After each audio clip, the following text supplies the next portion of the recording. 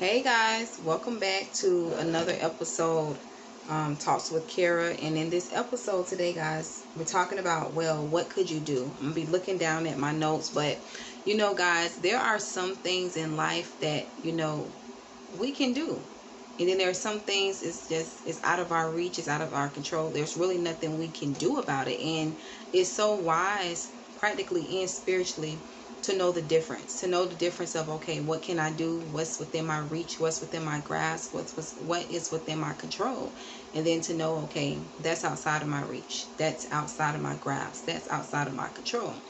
So today we're kind of going to look at some examples and different things of, what can you do, what can you not do. And if you're dealing with a situation right now in any area of life, I want you to think about that. Like, okay, with your particular situation, circumstance, what is something that you're able to do? What's in your ability?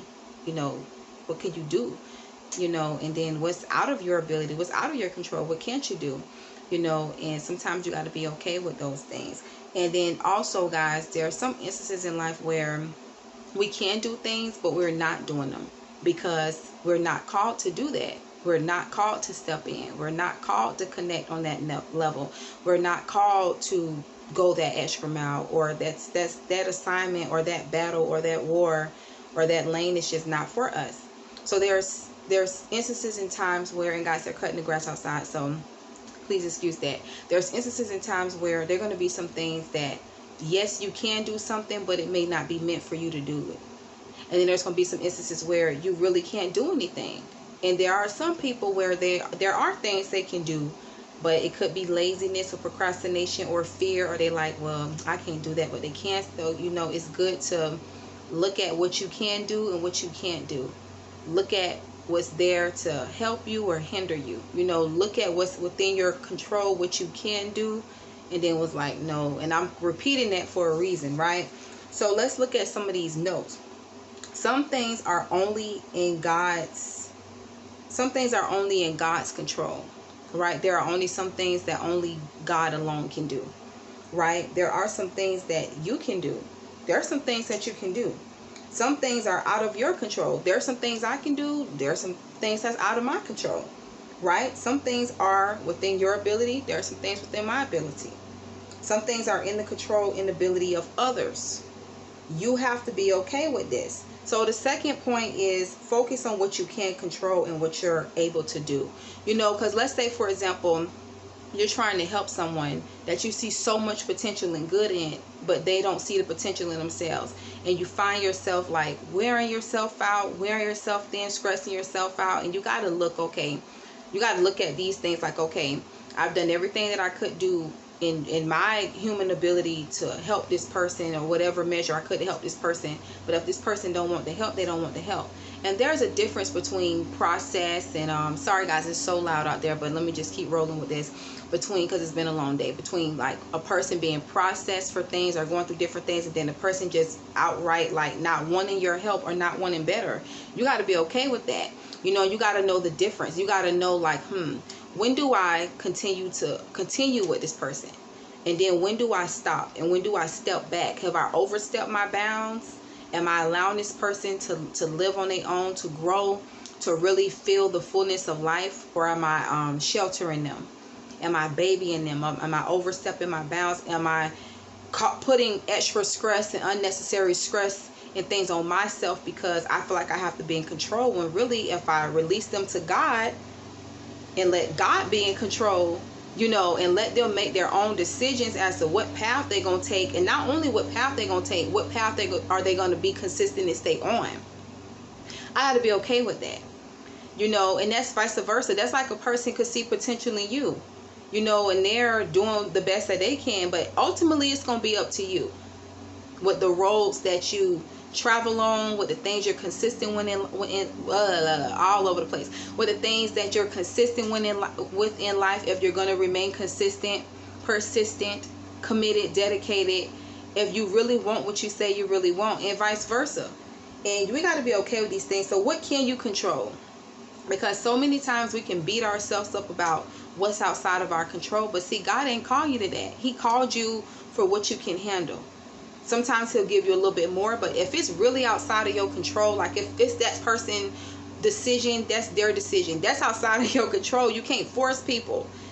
You know, if it's just outside of timing, or it's just nothing you really can do about it, it's nothing you really can do about it, and you got to be okay with that. You can't put any more energy into what you can't control, because that's taken away from what you can control. Can you imagine having $1 million or $2 million and you don't have an extra $500,000, and instead of you working with the $1 million or $2 million that you have, you're focused on the $500,000 that you can't get? Be grateful for the fact that you have what you have, and you're gonna work that, and eventually that $500,000 gonna produce, because you got more than what you worried about. And some people, they don't look at life like that, but they should. You're thinking more about what you don't have instead of the blessings that you do have. Even if you did have to go through some lessons and some wisdom and take some L's to get that blessing.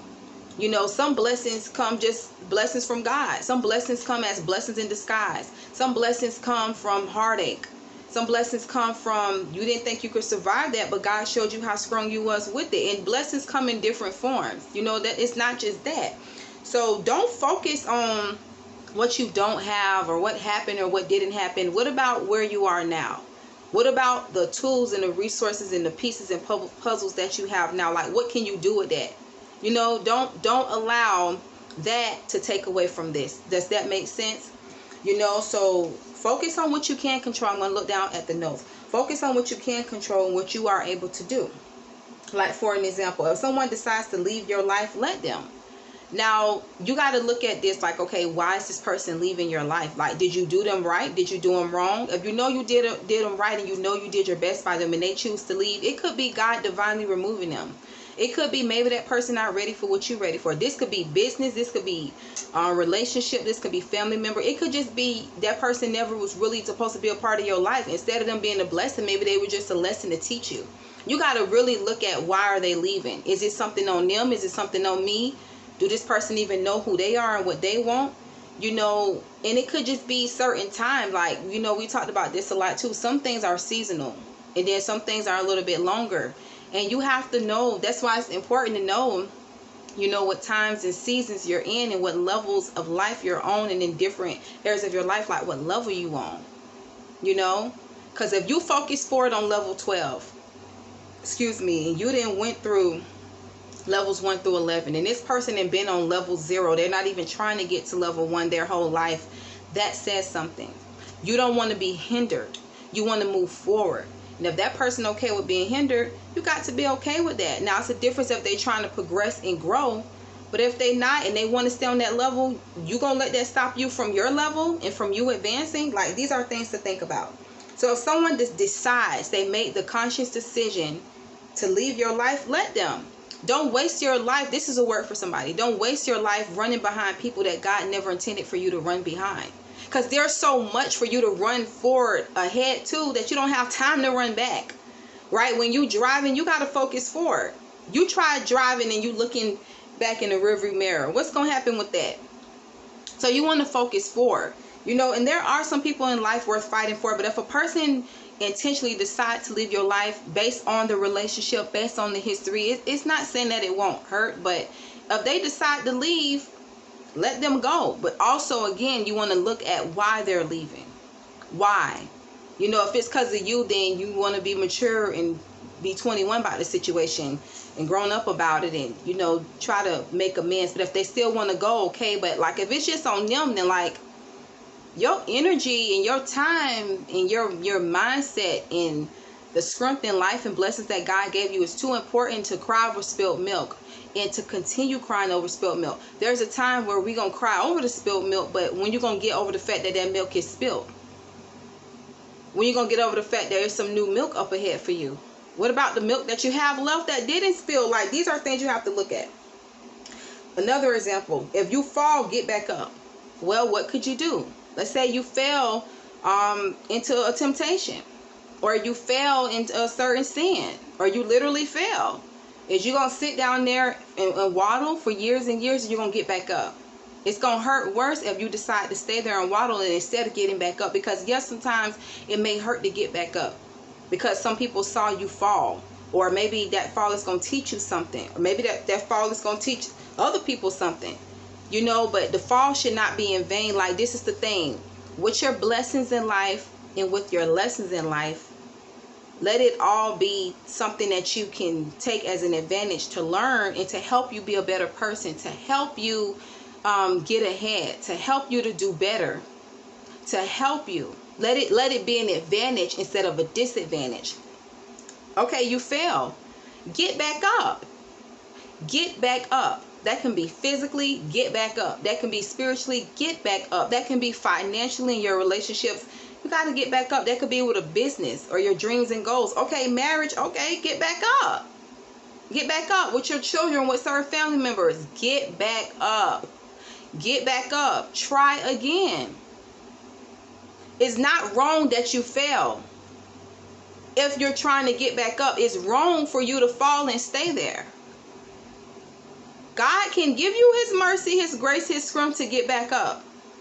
That fall will not be in vain as long as you don't look at it like it's in vain and like a loss. Okay? So if you can forgive now, do that. What can you do? That's our topic. Well, what can you do? Can you forgive now? Then you need to do that. If you can take the test again, take the test. Let's say you took a certain test. You know, if you can take it again, take it again. It may be a spiritual test. It may be a physical, real life test with school. It may be a test that you're going with in different seasons of your life. You have to take that test again, take that test again. Learn from what you didn't learn before so that you can pass it on this level in this time, so that you can be increased and promoted for your next test or for your next level. Right? If you're a supervisor and you want to go higher up on that position, that's good for what you know on the supervisor level, but for the position that you're going to, there's going to be another level. There's going to be more responsibility from you, another level, more requirements of you. So you're going to have to take it a little bit higher, a little bit further. You need to apply what you know on the supervisor level, but because you're going over this level, it's going to be another level. So you got to apply that. It's going to be some things where it may be a little challenging, but because you're trying to go ahead, you're trying to go forward, you got to apply that, and what you don't know, you apply that too, so you can learn, so you can get there. Because there were certain things that you had to learn before you hit that supervisor level. You guys see what I'm saying? So, you know, do what you can do. Do what you can do. Don't beat your head about what you can't do. Because that's taken away from today. That's taken away. And then look at so many people where they look older than what they do because they allow stress and what this person think and what this person did and what they didn't say and that happened to me and this ain't happening. They just live in that even though they're in the present, and that is taken away from their present. Instead of helping their present, to help their present and to give them a bigger and brighter future. Okay, yeah, that happened. We're not taking away from that. We're not taking away from how that made you feel. But also, don't let that take away from what you could feel and from what you could get and from what you are learning out of it. So you're going to let that rob you from the now and rob you from your future? Then where's the fairness of that to your now and your future? It's not fair to your now and your future if you allow it to do that. It's not fair. So... oh, this little thing is moving, guys, because of the air. But, you know, it wouldn't be fair. Right, you guys? So, you know, financially, do what you can do. What can you do? This is a word for somebody. God is not calling you to live like everyone else. Because there are some people that's doing what they're doing, but they don't have no... their motive for doing it could be wrong, for living that way or buying what they have or having they have. God blesses everyone in their own way. This is a word for somebody. Live within your means.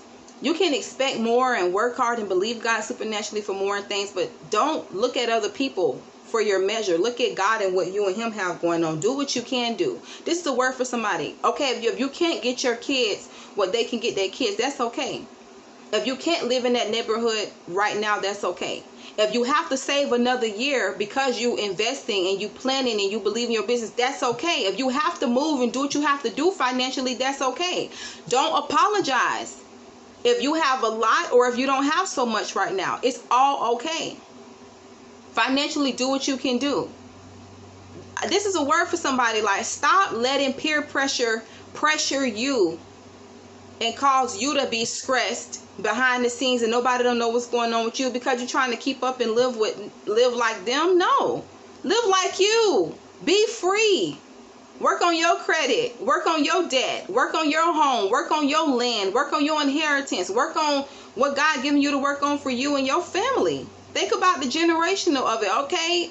You don't have to have that in every season. Make wise decisions and be at peace with it. You know, it's better to be rich and be wise and be blessed than to look rich and look wise and look blessed and you're lacking all those things. You know, so you really got to think about that. So financially, what can you do now? Then do that. And then it's going to grow. Right? If you can apply, do that. This could be to any area of your life. If you can apply right now, okay, do it. If you can reapply, do it. That means you got to do it again. Okay, do it. Right? If you can sing and praise and worship now and again right now, do it. For some people, it's so hard for them to get out the bed because of what they're dealing with personally or what's going on like with this pandemic and different things. If you can just get yourself up out the bed today, pray to God for strength, and decide to physically get up, wash your face, brush your teeth, put on some new clothes, do something different with today, do it. Do it. You decide to rebuild again, do that. You decide today, okay, I'm going to go out for a walk, do that. You decide today, okay, I'm going to stay away from my phone for a couple hours or for a day. Then do that. To clear your head, do that. You decide to just go before the presence of the Lord. Bare, raw, however you feeling, then do that. What can you do? What can you do? What can you do today? What can you do in this now time and season? What can you do? For some of you, you got to continue on. That's the part of your doing, because that's taking you from where you were. Even though this is where you are, it's taking you in this middle place to where you're going to go. So you got to think about what you can do, right? Don't let the past, again, rob you of your present or your future. If you can walk away now, this is a word for somebody. You can walk away now and into something else, into something better, into something bigger, into something more. And this could be spiritually or physically or any area. You need to do it. If you have to start over, that's okay. That's okay. What can you do now? What can you do today? There's this quote talking about, do something today that your future self will thank you for. What can you do today that your self for tomorrow will thank you for, or your future self will thank you for? What can you do? Right? If you can take care of it now, whatever that now is, whatever that it is, do something about it. Do it now. If you can believe now, do that. If you can pray now, do it. You know, what can you do? If you can pay your bills now, do that. If you can invest now, do that. If you can reconcile, then do that. If you can be there for someone now, you should do that. Use your imagination. Can you use your imagination? Do that.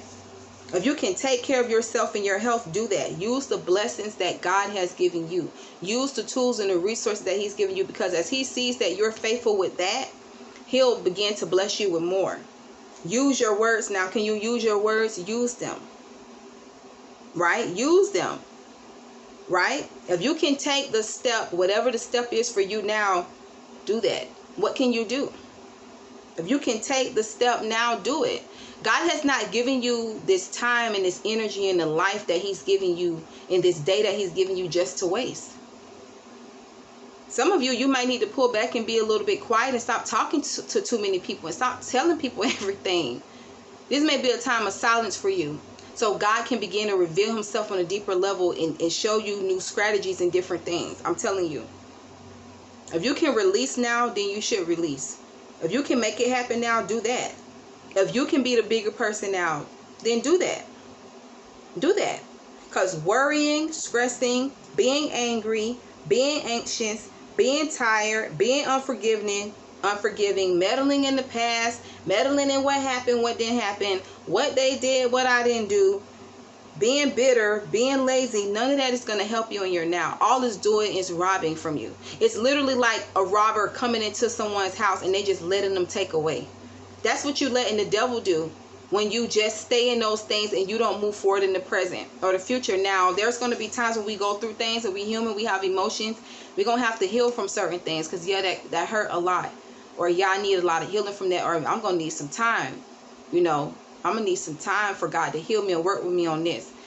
But once that time is like, you know, you can move forward, you shouldn't let that cripple you. Don't let that paralyze you. That's like somebody that was in a wheelchair and now they're healed, or they didn't go through their steps to where they can like walk, you know. Because let's say they were walking before and they went through a situation or accident or something where they were in a wheelchair. Now they have the ability to walk. They're taking their steps to learn how to walk again and all those things. If they just remain in their wheelchair because of their mind or what happened to them, and they get stuck in what happened, instead of presently that I can actually get up out this wheelchair and walk, even if I got to walk slow, even if I'm going to be hunched over a little bit, even if I got to use some crutches, but I can get up and walk, and eventually I'm going to get back to how I was. If they allow what happened or what didn't happen and they stay up here instead of what's going on, and use the mind to overcome what happened and to get into the present, they're going to stay right there in that wheelchair, although the wheelchair is not where they're supposed to be. That was just temporary. That was just for a season. And some of you are mentally in a wheelchair. And this is not talking about nothing with nobody in the wheelchair. God bless them. I'm not talking about that, so don't look at it physically. I was just using that physical example to show you the power of the mind and the power of when you don't use your mind. That's powerful too, because that's going to play a part in what happens in your life and what does not happen. You know, and then think about those people that are in a wheelchair that want to get up and walk. And then for someone that can get up and walk and don't. That's kind of like, that's disrespectful, because you have the ability and the potential to do it and you're not. And I wish I could do that. You know, that person probably saying, I wish I could do that. So flip it. How do you think it is for people that not saying they wish they were you or in your position, but if they had what the hand that you have, they'll take that hand and they'll work that hand, they'll run with that hand, but you're not doing anything with it. You know, so, you know, don't do that, because none of these things, worrying, the stressing, the being angry, the being anxious, the being tired, the being unforgiving, the bitterness, being lazy, the procrastinating, the meddling, none of that stuff is going to help you. It's time to see things with new eyes. It's time to hear things with new ears. It's time to get a fresh perspective. It's time to have a new awareness of seeing and hearing. Okay, it's time to be okay with what you can do and don't apologize for that. What are you apologizing for? What are you apologizing for? It's time to be okay with what you need to do, right? And not apologize for that either. If you can sign up and go to school or take the course or invest or take that class so that you can be a better person, or so that this can help you advance in your life, then you should do that. If you have to learn, that's okay. Do that. This is the time to do it. If you have to learn and apply that lesson to this, that's okay. If you have to relearn and retrain and go back to the drawing board, that's okay too. You know, you got to look at this for what it is.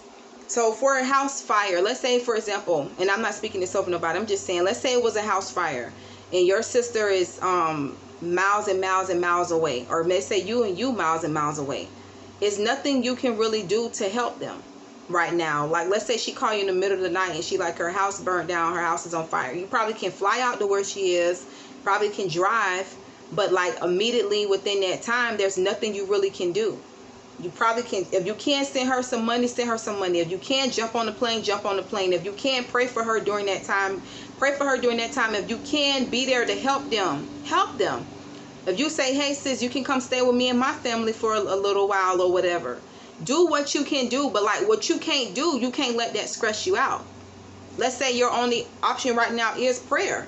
Then pray. Let's say you can pray and send her some money, then do that. Let's say you can put her on the flight, then do that. What can you do? Like, this is the thing. We got to literally, spiritually and literally, physically focus on what we can do, and what we can't do, we got to be okay with it. I know sometimes it's frustrating when it's like, okay, I want to be in control of the situation, or I really wish I could have did more, but don't allow what you can't do to take away from the fact that, okay, at least I decided to do something. If it's you staying on the phone with your sister all night, that could be something too. You know, so it's all about how you look at it. It could be the house fire. It could be the end of a relationship. What could you do? Did you try to reconcile? Was this relationship from God? Was this relationship been over before they left? Because you know, a lot of times when people are over in a relationship, they have already left in their mind. They left before they left. A lot of people don't realize that, and I know a lot of people do, but a lot of times when people are fed up or they just going through the motions of things, or they hanging on by a thread and they already done left, they had already checked out before they actually physically left you or left, and vice versa. You know, there's things that be built up in their mind and heart, especially if y'all can't reconcile. So what can you do with that? Okay, can you reconcile? Then this could be in the relationship of anything. Your kids, let's say they at a point where they older now, you taking care of them and they kids, and they just using you, and you older. Let's say this is having this is a word for somebody. That's having an effect on your health. That's having an effect on your mind. That's taking away from what you want to do in your life. Well, what can you do? Sometimes you might have to, you know, have certain boundaries in place. Because who's going to look out for you when you turn up not able to help them? Because all this weight and pressure on you, you know. So what can you do? Some people say tough love. It's not saying you don't love them, but when you going to look out for you? Who gonna be there to help you when you need the help? I'm trying to see something. You know, when it comes to someone physically dying, what can you do? We gonna grieve, we gonna hurt, we human, especially based on the history with that person. But that person, you know, Lord willing, they went to heaven. We got to go where they are. They can't come back here. We're gonna have to go where they are. So that means we have to, our actions in this earth, and Jesus as our Lord and stuff like that also, right? And the life we live in here. But there are certain things that's out of your control. Like, that's the thing. Like they talk about, give people their flowers now. If you can give a person their flowers now, do that. That means love on the person now while you can. Spend time with them now while you can. Talk to them now while you can. Check up on them now while you can. Don't wait till they die to honor them more in their death than you could have in their life. So give people their flowers now. What could you do? Because then, like, when it is their time or it is your time or whatever, you know in your heart, like, you know what I mean? Some people wait until death. And then some people, they wait until death with everybody. Not everybody, but like people that, you know, and it's like they don't learn the lesson. You know, if you at a crossroads and you have to make a decision, what you going to do? Which way are you going to go? You know, if you moving or someone is in need, what could you do? If your neighbor is going through a situation and God put on your heart to pray for them or cook them a meal or give them a ride or bless them with something, maybe they got kids and they need something. Hey, what could you do? Don't underestimate if it's big or small. God sees that, he'll reward it, especially when you do it with pure motives. Like, what could you do? Let's say you in a situation where maybe, you know, you don't have your kids like that. You know, let's say, how do I want to say this? Let's say you co-parent. Or let's say you and your ex is not together or whatever. Maybe y'all divorced, or maybe y'all just separated, or maybe the relationship never was good, but the kids is the blessing. Okay, what could you do with your kids? What could you do? Could you be cordial with this person? Could you pray for this person? Well, what could you do? Think about that. Don't look at, well, what I can't do. Look at what you can do. Let's say if you're a father and you got to reconcile with your kids. Well, what can you do? Let's say you're a sister or y'all siblings and y'all need to reconcile. Well, what can you do? What can you do? Let's say your mother is going through a health crisis or something, and maybe you and her never really got along, you know, but that's still your mother. You know, you still should honor her. You still can pray for her. If you see her out going through, this is a word for somebody. If you see her out going through, what could you do? You know, what you got to think about what you can do and what you cannot do. Because sometimes it's not that we're not doing what we can't do, but it's just people is not receptive of that, and you have to be okay. That's going back to when we were talking about the rejection and an abandonment. We talked about some videos with that, but you can't let that like affect and impact you, because okay, I did what I could do. I tried. I did the best I could do. And some people, they end up doing what they want to do because that's how they feel. They think that's what's best for them for the now, until they begin to go down the road and life begin to open up their eyes, and God open up their eyes and they really see. But if you know you did the best that you could, you know, you can't control people's outcome. You can't control people situations. That's like I'm going to try to close with this. That's like a person, and I'm trying to get y'all practical and spiritual. Like, that's like a person that is into drug abuse. You loving on them. You trying to help them get into rehab. You praying them through. You talking to them about Christ and AA meetings and church and different things like that. And let's say they overdose. You did what you could do. That was what that person decided to do. Because that person could decide to change their life and they don't overdose and they do change, and God used that for a testimony. But this is the thing. If you did what you can do, or you're doing what you can do, that's the best you can do. Don't fault yourself for other people's actions or reactions to that. Okay? So let's close with this.